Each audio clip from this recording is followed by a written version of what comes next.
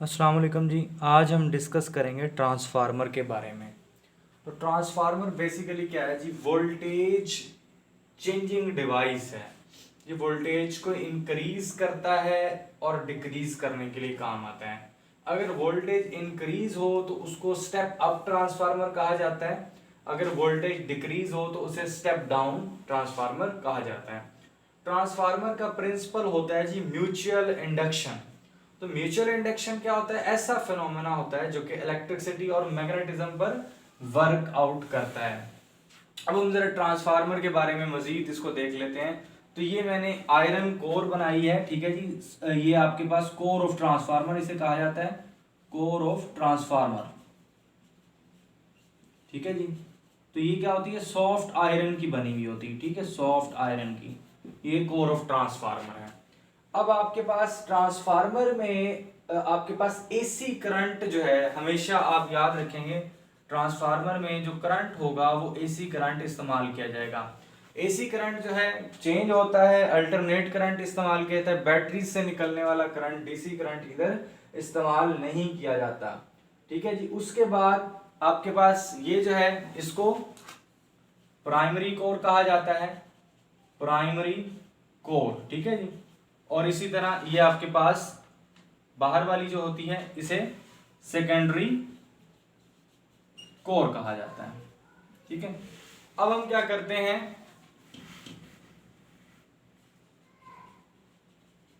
इधर हम एक वायर लाके वाउंड कर देते हैं।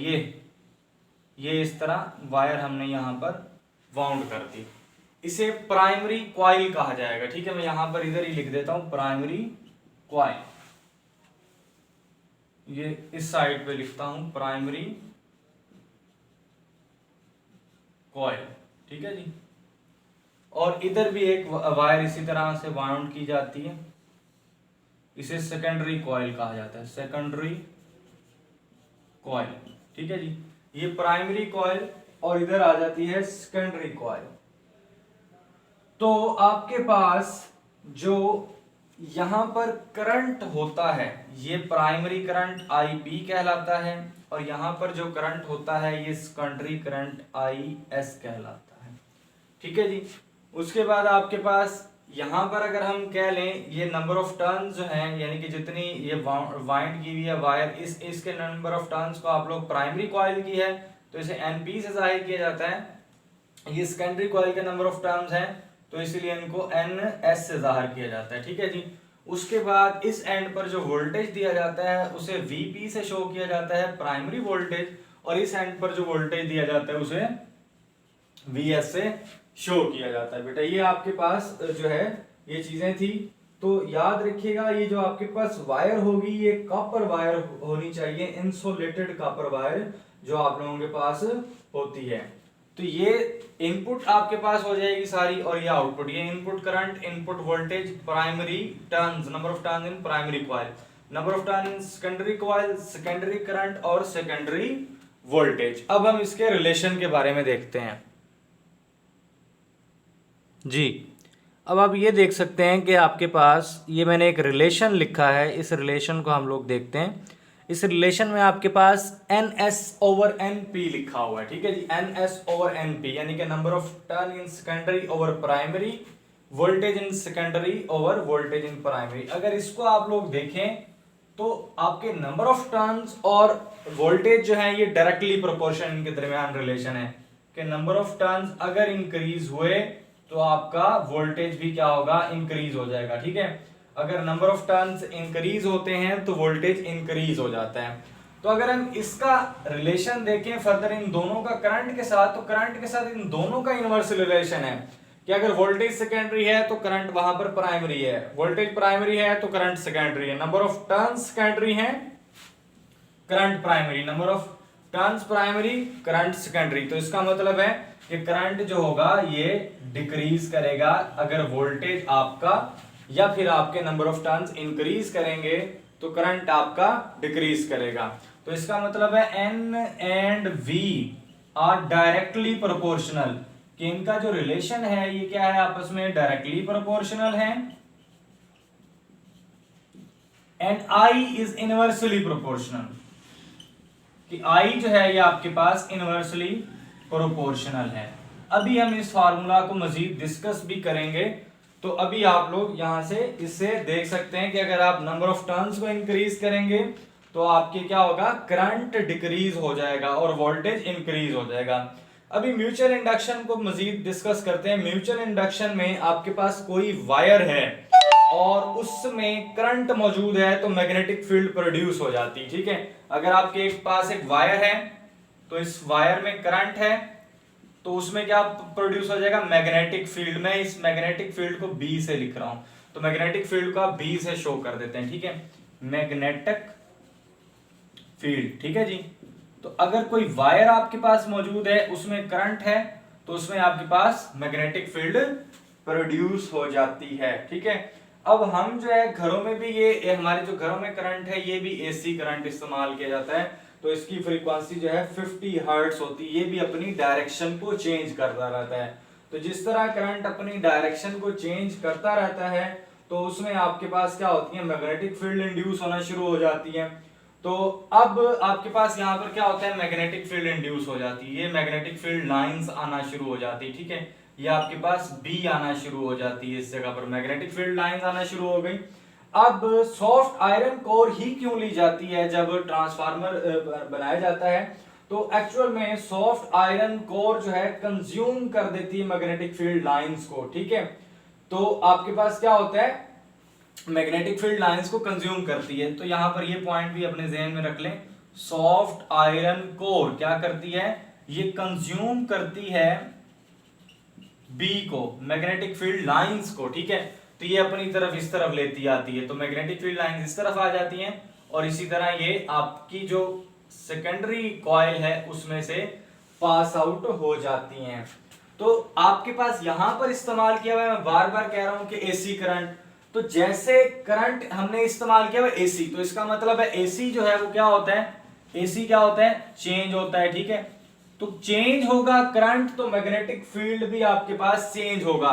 अगर एसी करंट है तो चेंज करेगा और इससे क्या होगा, मैग्नेटिक फील्ड जो होगी, मैग्नेटिक फील्ड जो होगी ये भी आपके पास क्या होगी जी, चेंज होगी। तो अगर करंट चेंज होता है तो आपके पास मैग्नेटिक फील्ड भी चेंज होती है। तो फैराडे ने एक और चीज भी आपको बताई थी यहां पर कि आपके पास अगर एक कोई भी वायर है तो इसमें से अगर फील्ड लाइन पास आउट होती हैं तो यहां पर आपके पास मैग्नेटिक फील्ड लाइंस अगर चेंज होती हैं तो करंट प्रोड्यूस होता है। ठीक है, अगर करंट चेंज होगा तो मैग्नेटिक फील्ड चेंज होगी। ठीक है जी, अगर मैग्नेटिक फील्ड लाइंस मौजूद हैं तो आपके पास यहां पर क्या होता है जी, करंट प्रोड्यूस होता है। अगर मैग्नेटिक फील्ड लाइंस मौजूद हैं तो यहां पर क्या प्रोड्यूस हो जाएगा, करंट प्रोड्यूस्ड। ठीक है जी, ये दोबारा से मैं पॉइंट इसको रिपीट कर रहा हूं, if you have magnetic field lines, कि अगर आपके पास मैग्नेटिक फील्ड लाइंस हैं तो यहां पर क्या प्रोड्यूस हो जाता है, करंट प्रोड्यूस हो जाता है उस कॉइल में। तो ये आपको फैराडे ने बताया हुआ है। तो मैग्नेटिक फील्ड जो है इसको आप, ये जो लाइंस है बेटा, जो मैग्नेटिक फील्ड लाइंस मैंने लगा रखी इसको आप लोग फ्लक्स भी बोलते हैं। मैग्नेटिक फील्ड लाइंस को आप लोग फ्लक्स भी कहते होते हैं जी बेटा जी। तो मैग्नेटिक फील्ड लाइंस जो हैं आपके पास, इनको फ्लक्स बोला जाता है और इसे NI, ठीक है, इनसे लिखा जाता है, K आपके पास कांस्टेंट है। तो क्या होता है कि जो फ्लक्स इन फील्ड लाइन की वजह से प्राइमरी आपकी कॉइल में पैदा हो रहा है वही आपकी सेकेंडरी कॉइल में भी पैदा हो रहा है। तो flux in primary is equals to flux in secondary, कि जो प्राइमरी में होगा वही सेकेंडरी में होगा। तो flux in primary is equals to flux in secondary. तो प्राइमरी है तो इसके लिए NP, IP और K कांस्टेंट, NS, IS और K कांस्टेंट। तो यहां से भी K कैंसल आउट, यहां से भी K कैंसल आउट, तो क्या बच गया, NP, IP। इसी तरह नीचे आ जाएगा NP, IP और यहां भी क्या आ जाएगा, NS, IS। तो अब मैं क्या करता हूं, यहां से सेकेंडरी को डिवाइड कर देता हूं, यहां से प्राइमरी करंट उधर जाके डिवाइड हो जाएगा। तो क्या बन जाएगा, NP divided by NS is equal to IS divided by IP। जो बात मैंने अभी आपको बताई थी कि अगर आप नंबर ऑफ टर्न्स बढ़ाएंगे तो आपका करंट क्या होगा, डिक्रीज हो चुका होगा। ये दोनों एक दूसरे के इनवर्सली प्रोपोर्शन है। तो एक ये रिलेशन है। फिर आप लोगों ने बेटा पढ़ा हुआ है कि आपके पास जी, आपके पास जो है इलेक्ट्रिक सप्लाई जो है, आपके पास पावर सप्लाई जो है, क्योंकि ट्रांसफार्मर जो है ये पावर को ट्रांसमिट करता है, पावर ट्रांसमिशन के लिए इस्तेमाल होता है। तो प्राइमरी में पावर जो होगी वही आपकी सेकेंडरी में पावर होगी। तो पावर जो है VI से लिखी जाती है, तो प्राइमरी के लिए VP/IP, सेकेंडरी के लिए VS/IS, ठीक है। तो इसी तरह VS इधर आके डिवाइड हो जाएगा और IP उधर जाके डिवाइड हो जाएगा, तो VP/VS, IS/IP।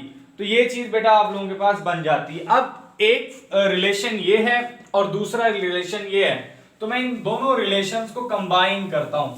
तो इन दोनों रिलेशंस को कंबाइन करने के बाद आपके पास जो रिजल्ट बनेगा वो यूं बनेगा कि VP/VS, VP/VS ये किसके इक्वल है, IS/IP, और IS/IP किसके इक्वल है, NP/NS।